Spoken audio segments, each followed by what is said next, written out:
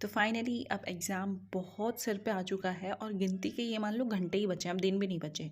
और ऐसे टाइम पर सबके मन के अंदर कुछ कॉमन डाउट्स आते हैं, जैसे कि हमें एग्ज़ाम में क्या लेके जाना है, क्या नहीं लेके जाना है, और एडमिट कार्ड हमारा कब तक आएगा। और मोस्ट कॉमन क्वेश्चन जो कि मुझे सच में थोड़ा सा डाउटफुल भी लगा कि ऐसे क्वेश्चंस भी माइंड में आते हैं, बट हाँ ये भी क्वेश्चन आया है कि टीयर 2 के लिए हमें अलग से फॉर्म भरना पड़ेगा या नहीं, और हमारे शिफ्ट की टाइमिंग क्या रहने वाली है, और एग्जाम में पेपर को किस तरह से हमें थोड़ा सा अटेम्प्ट करना है। इन सारे डाउट्स को हम लोग आज इस वीडियो में कवर करने वाले हैं। तो सबसे पहले हम बात करते हैं एग्ज़ाम डेट को लेकर कि कुछ क्वेश्चन ऐसे आ रहे हैं कि क्या हमारी एग्ज़ाम डेट में भी चेंजेस आएंगे क्या, या फिर वो चेंज हो सकती है क्या।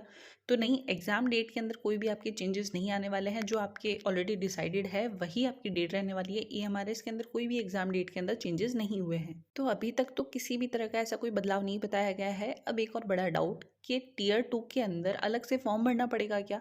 तो नहीं, टीयर 2 के लिए आपको कोई अलग से फॉर्म नहीं भरना है। जो कैंडिडेट्स क्वालिफाई हो गए हैं टीयर 1 में, उनका डायरेक्ट टीयर 2 के लिए एडमिट कार्ड ही जारी होगा अब। और अब बात करते हैं हम लोग एडमिट कार्ड कब तक जारी होगा हमारा। तो मोस्ट प्रोबेबिलिटी आपकी यही है कि आपका जो एडमिट कार्ड है वो एग्जाम से 2 दिन पहले ही रिलीज होगा। उसमें आपको पूरी डिटेल मिल जाएगी कि आपका सेंटर क्या रहने वाला है, शिफ्ट कौन सी है आपकी, और टाइमिंग सब कुछ आपको उसके अंदर मिल जाएगा। और अब अगर हम लोग बात करें कि हमारी शिफ्ट की टाइमिंग क्या रह सकती है, तो उसके लिए अगर मैं आपको कुछ क्लियरिटी दूं, तो जैसे कि हमें पता है कि हमारा 3 घंटे का पेपर होने वाला है, तो मोस्ट एक्सपेक्टेड टाइमिंग ऐसे रह सकती है कि आपकी जो मॉर्निंग की शिफ्ट है वो 9 से लेकर 12 PM तक हो सकती है, और आफ्टरनून की जो शिफ्ट है वो 2 PM से लेकर 5 PM तक हो सकती है। मोस्ट प्रोबेबिलिटी ऐसी हो सकती है। हालांकि फाइनल टाइमिंग अभी ऐसा कुछ आया नहीं है, वो आपको एडमिट कार्ड के ऊपर मिल जाएगा, बट मोटा मोटा ये टाइमिंग रह सकती है आपकी। और हाँ, एक और इम्पॉर्टेंट बात, अगर आपका सेंटर अपने शहर से दूर आया है तो कोशिश करना कि एक दिन पहले ही आप वहाँ पे पहुँच जाओ। एग्जाम वाले दिन भाग दौड़ मचाने से तो अच्छा ही है कि पहले सेंटर देख लो, ताकि आपको कोई परेशानी ना हो। उसके बाद नेक्स्ट क्वेश्चन पे आते हैं, जो कि है कि हमें एग्जाम में क्या क्या चीज़ें लेके जानी है। तो उसके लिए मैं आपको बताऊं, 2 से 3 आप अपना पेन लेके चले जाना, क्योंकि डिस्क्रिप्टिव पेपर है, आपको बहुत सारा लिखना होगा। और आप लोग ये भी कोशिश करना कि अभी से एक टाइप का पेन यूज़ करो, क्योंकि हमें नहीं पता कि वहाँ पे जाके हमें 2 कलर के पेन यूज़ करने देंगे या नहीं करने देंगे। तो आप ट्राई करो कि आप single pen, single blue pen हो गया या सिंगल ब्लैक पेन हो गया, उसी से ही कोशिश करो आप सब कुछ लिखने की सही से, ताकि फिर एग्जाम के अंदर लिखते टाइम आपको कोई दिक्कत ना हो। तो आप ब्लू पेन या फिर ब्लैक पेन दोनों साथ में रख सकते हो। इसके अलावा आप कोई भी अपनी वैलिड आईडी प्रूफ होता है वो आप साथ में रख सकते हो, जैसे कि आधार कार्ड हो गया, आपका पैन कार्ड हो गया, वोटर आईडी हो गया, ड्राइविंग लाइसेंस हो गया।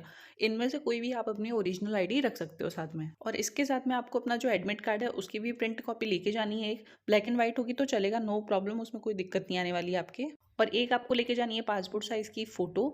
आप पानी की बॉटल अपने लेके जा सकते हैं, लेकिन कुछ चीज़ें ऐसी है जो बिल्कुल अवॉइड करना आप लोग, जैसे कि आपका मोबाइल फ़ोन हो गया, स्मार्ट वॉच हो गया, कोई भी ऐसी इलेक्ट्रॉनिक डिवाइस या फिर ज्योमेट्री बॉक्स हो गया। और कोशिश करना कि आप मेटल वाली कोई भी चीज़ हो ना वो ना पहनो।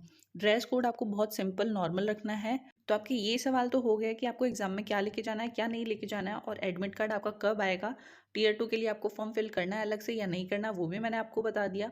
शिफ्ट की टाइमिंग हमारी आपको बता दी, और एग्जाम अब कैसे अटेम्प्ट करना है आपको पेपर को, उसके बारे में हम थोड़ी सी डिस्कशन कर लेते हैं। कि अगर देखो हम लोग टारगेट की बात करें कि हमारा टारगेट क्या रह सकता है, अभी कोई ऐसी एक्सपेक्टेड मैं आपको कट ऑफ नहीं बता रही हूँ, बट मोस्ट प्रोबेबिलिटी हमारे मन में होना चाहिए कि इतना तो हमें स्कोर करना चाहिए अगर हम अपना रिजल्ट पॉजिटिव चाहते हैं तो देखो, अगर आप लोग TGT, PGT या फिर हॉस्टल वार्डन JSA या फिर कोई और पोस्ट से आ रहे हो, तो आप कोशिश करना कि आपका जो टारगेट है वो स्कोर कम से कम 70 के आसपास तो हो ही हो।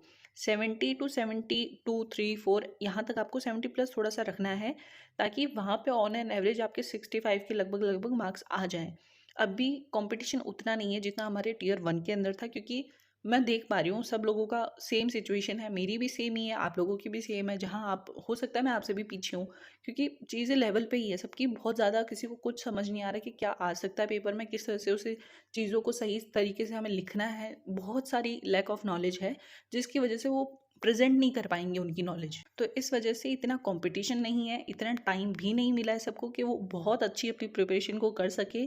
सबका सिलेबस ही मोस्टली एक एक बार क्लियर हुआ है। कोई है बहुत अच्छे जिनका बहुत 2-3 बारी हो गया रिवीजन, बट बहुत सारे बच्चे ऐसे हैं, मोस्ट ऑफ, जिनका एक बार सिलेबस भी पूरा कंप्लीट नहीं हुआ है। तो अगर आप अभी भी अच्छे से, जितना भी हमारा टाइम अभी बचा है उसमें भी थोड़ा सा अच्छे से प्रिपरेशन कर लोगे, रिवीजन कर लोगे ना, तो हो सकता है आप सिलेक्शन के थोड़े से नज़दीक चले जाओ, ठीक है। और सबसे लास्ट क्वेश्चन पे आते हैं हम, अगर कि हमें जो एग्ज़ाम का पेपर है वो कैसे अटेम्प्ट करना है।